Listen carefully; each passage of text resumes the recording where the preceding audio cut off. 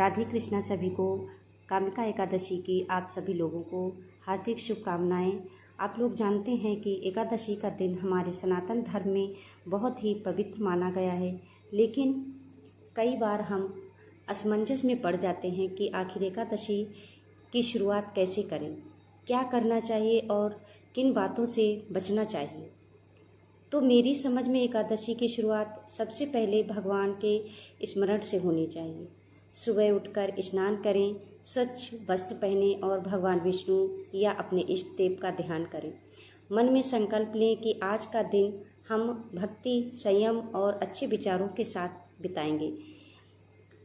एकादशी के दिन जब हम व्रत रखते हैं तो उस दिन संकल्प या कोई भी काम करने के पहले हमें संकल्प जरूर लेना चाहिए। संकल्प लेने से हमारा जो भी व्रत, पूजा या जो भी काम करते हैं तो बहुत अच्छे से होता है।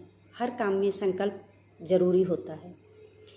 तो इसके बाद अपनी परंपरा के अनुसार भगवान विष्णु की पूजा करें। तुलसी जी का विशेष महत्व माना गया, इसलिए तुलसी दान दल भगवान को अर्पित किया जा सकता है। भगवान को भोग लगाएं, दीपक जलाएं और जितना संभव हो सके भगवान का नाम का स्मरण करें।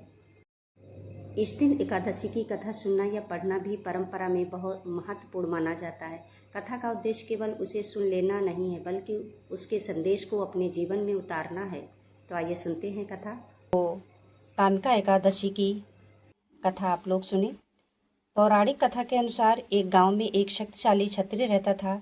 उसका स्वभाव कुछ क्रोधी था। एक दिन किसी बात को लेकर उसका एक ब्राह्मण से विवाद हो गया। बात इतनी बढ़ गई कि संघर्ष के दौरान ब्राह्मण की मृत्यु हो गई। इस घटना के बाद क्षत्रिय को अपने किए पर गहरा पश्चाताप हुआ और उसे ब्रह्म हत्या के दोष का भय सताने लगा। वह ब्राह्मण के अंतिम संस्कार में शामिल होकर प्रायश्चित करना चाहता था, लेकिन वह मौजूद ब्राह्मणों ने उसे रोक दिया।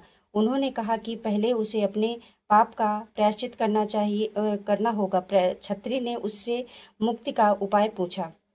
ब्राह्मणों ने उसे बताया कि सावन मास के कृष्ण पक्ष की एकादशी को भगवान विष्णु का श्रद्धापूर्वक पूजन करते हुए व्रत रखना चाहिए।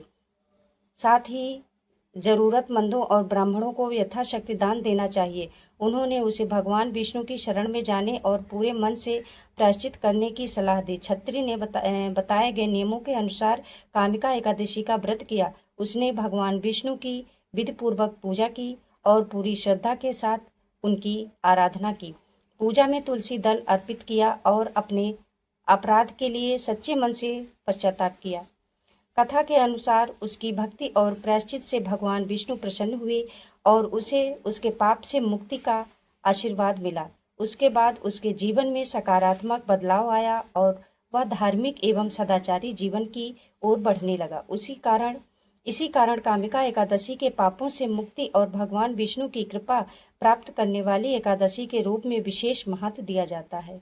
एकादशी के दिन सिर्फ पूजा करना ही महत्वपूर्ण नहीं, हमारा व्यवहार भी वैसा ही होना चाहिए। कोशिश करें कि झूठ ना बोलें, किसी की निंदा ना करें, क्रोध और कटुवाणी से भी बचें और किसी का दिल ना दुखाएं। अगर किसी जरूरतमंद की सहायता कर सकें तो अवश्य करें।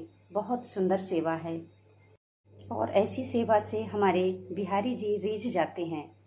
और एक बहुत जरूरी बात, एकादशी का पालन हर व्यक्ति अपनी श्रद्धा, स्वास्थ्य और परिवार परंपरा के अनुसार करता है।